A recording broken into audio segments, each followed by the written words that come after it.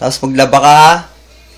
Laban mo yung mga damit mo. Hindi ko nga marunong. Hindi yung ganito lang. Ano di marunong? Laban mo. Hindi nga ako marunong. Hindi ka pa marunong maglaba? Hindi. O di mag-apply ka ng trabaho mamaya. Sa restaurant. Hindi nga rin ako marunong. Mag-ano ka, waitress. Hindi nga ako marunong eh. Eh, sino nagturo sa inyo yan? Mami, bakit? Tama ba yung ginagawa mong yan? Ano ba yun?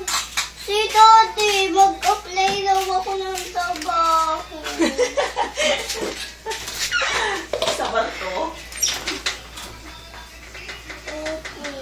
O, pati yung loob. Yan.